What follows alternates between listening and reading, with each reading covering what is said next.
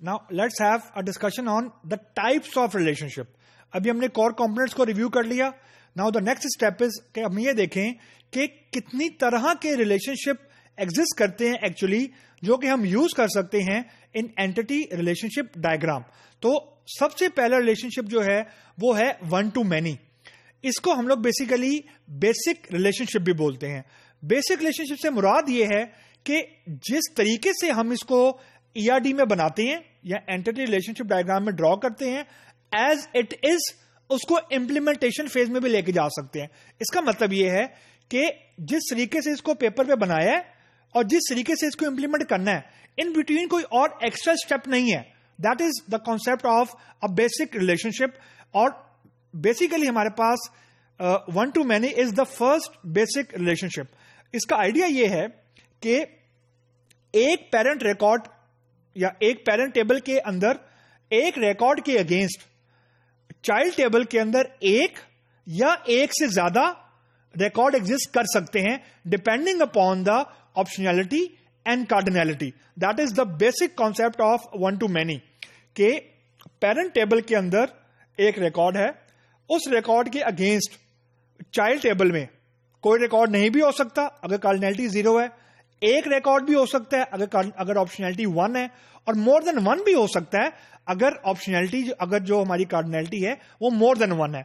इसलिए इसको one to many बोलते हैं कि पेरेंट टेबल के एक रिकॉर्ड के अगेंस्ट चाइल्ड टेबल में कितने मल्टीपल रिकॉर्ड्स एग्जिस्ट करते हैं. और ये जो रिलेशनशिप है इसको इंप्लीमेंट करने के लिए द रूल इज कि जो पेरेंट टेबल की प्राइमरी की है, इट विल बी एक्सपोर्टेड और it will be referred as a foreign key in the child table. That is a rule. यानी ऐसा नहीं हो सकता कि चाइल्ड टेबल की प्राइमरी की पेरेंट टेबल में एज अ फॉरेन की आ जाए. That would be absolutely wrong. The rule is कि पेरेंट टेबल की प्राइमरी की को हम रिप्रेजेंट करते हैं चाइल्ड टेबल के अंदर. मतलब जिस टेबल के साथ कार्डिनैलिटी मोर देन 1 लिखी हुई है वो चाइल्ड टेबल है एक्चुअली. तो पेरेंट टेबल की जो भी प्राइमरी की हमने आइडेंटिफाई की है वो चाइल्ड टेबल में एज एन एक्स्ट्रा एट्रीब्यूट लिखी जाती है to represent it as a foreign key. Now just look at the example. अब हमारे पास यहां पे दो एंटिटीज हैं और एंटिटी ए और एंटिटी बी के दरमियान, जिससे हमने कहा था अब हम लोग जो रिलेशनशिप है वो उसकी पूरी इक्वेशन को डिस्कस कर रहे हैं, यानी ऑप्शनैलिटी एंड कार्डिनैलिटी. जो ए टू बी ऑप्शनैलिटी है दैट इज डॉटेड, बिकॉज जो ये डॉटेड वाला सिंबल है इस लाइन से लेफ्ट हैंड साइड के ऊपर, दैट इज डॉटेड लाइन. इसका मतलब है कि जो एंटिटी ए से एंटिटी बी की ऑप्शनैलिटी है दैट इज डॉटेड मीन 0, और जो एंटिटी ए की कार्डिनैलिटी है दैट इज मोर देन 1. तो इसके अंदर जो एंटिटी ए है that is a parent entity और जो एंटिटी बी है वो है चाइल्ड एंटिटी. तो नीचे जो लिखा हुआ है कि relationship from A to B is that A is having 0 क्योंकि डॉटेड लाइन है, और मोर अकरेंसेस, मोर मीन के क्योंकि मैनी का सिंबल है, इन बी. इसका मतलब यह है कि जो एंटिटी ए की प्राइमरी की होगी वो हम एंटिटी बी में एज अ फॉरेन की लिखेंगे, as a matter of rule, not as a matter of practice. यानी ये रूल है, अगर ये नहीं लिखेंगे तो आपकी ईआरडी गलत है एक्चुअली जब आप इंप्लीमेंट करने जा रहे हैं. अब हम देखते हैं फ्रॉम बी टू ए, यानी अब हम ओवरऑल रिलेशनशिप देख रहे हैं फ्रॉम बी टू ए. नीचे लिखा हुआ है relationship from B to A is B is having exactly 1. Reason, जो ये वाली लाइन है before this half line that is solid. तो बी इज हैविंग एग्जैक्टली 1 क्योंकि the line is solid. Occurrence in A. Reason, जो A की side पे cardinality है वो कुछ भी नहीं लिखी हुई, तो इसका मतलब है कि वो 1 है. तो जो बी की कार्डिनैलिटी है वो एक्चुअली 1 है. तो ओवरऑल रिलेशनशिप जो बी टू ए है वो है B is having exactly 1 occurrence in A. तो ओवरऑल ये रिलेशनशिप वन टू मैनी है, लेकिन जैसा मैंने आपको बताया कि जो रिलेशनशिप है वो हमेशा बाई डायरेक्शनल होगा, एक फ्रॉम ए टू बी और दूसरा from B to A. Now let's see the second example.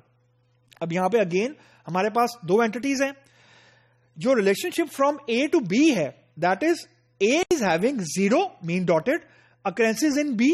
Reason, जो B की साइड पे कार्डिनैलिटी है वो कुछ भी नहीं लिखी हो तो that is assume to be 1, और जो ऑप्शनैलिटी A की है वो है डॉटेड, और जो B टू A रिलेशनशिप है that is B is having 0 dotted line है और मोर occurrences इन A. रीजन कि हमने A की साइड के ऊपर कार्डिनैलिटी मोर देन 1 लिख दी है. इस केस में जो एंटिटी B है that is a parent entity, यानी उसकी प्राइमरी की एंटिटी A में एज अ फॉरेन की आएगी. ऐसा नहीं होता कि जो एंटिटी पहले लिख दी जाती है वो हमेशा पेरेंट एंटिटी होती है, ऐसा बिल्कुल नहीं है. इस केस में B पेरेंट एंटिटी है और जो एंटिटी A है वो चाइल्ड एंटिटी है, तो B टेबल की प्राइमरी की एंटिटी A में एज अ फॉरेन की आएगी as a matter of rule. तो just to elaborate this thing, look at the last example. Entity A के मैंने कुछ एट्रीब्यूट लिख दिए हैं, AID, A name, A address, और AID के साथ मैंने हैश का सिंबल लिख दिया क्योंकि दिस इज माय प्राइमरी की. A नेम और एड्रेस के साथ लिखा है स्टैटिक बिकॉज ये मैंडेटरी है, यानी ये मेटा डाटा है. और B के अंदर मैंने BID उसकी अपनी प्राइमरी की है, लेकिन जो ये AID है ये फॉरेन की है. Reason, entity A parent table है और एंटिटी B चाइल्ड टेबल है. तो चाइल्ड टेबल के अंदर यानी B टेबल के अंदर जो पेरेंट टेबल की प्राइमरी की है यानी AID है, it has to come as a foreign key as a matter of rule. अब ERD में आप फॉरेन की को उस वक्त तक शो नहीं करते जब तक आपने इसको प्राइमरी की ना बनाना हो, यानी हैश का सिंबल. अगर हैश का सिंबल नहीं होता तो इस मैनी के सिंबल का मतलब ही यही है कि इंप्लीमेंटेशन फेज के अंदर, यानी जब आप एक्चुअली कोडिंग कर रहे होंगे तो A टेबल की प्राइमरी की को आप मैनी वाले टेबल में यानी B वाले टेबल में एज अ फॉरेन की लिखेंगे. Now to conclude the discussion of one to many, the observation says के that is the easiest part of the toughest problem when in terms of implementation. Reason या best practice ये कि जिस तरीके से आप one to many को draw करते हैं ERD के अंदर as it is before without any extra steps, आप उसको कोड भी कर सकते हैं. मतलब ERD और इंप्लीमेंटेशन के दरमियान कोई एक्स्ट्रा स्टेप आपने नहीं करना. You just need to import an additional column in entity B जो कि as a foreign key act करेगी, और उस एंटिटी B के अंदर जो भी एडिशनल एट्रीब्यूट लिखा है उसको आपने रेफर करवाना है टू द प्राइमरी की of the parent table. And this is the easiest part, क्योंकि जो बाकी दो तरह के रिलेशनशिप्स हैं उसमें आपको कुछ एडिशनल स्टेप्स करने पड़ते हैं इन टर्म्स ऑफ इंप्लीमेंटेशन फेज.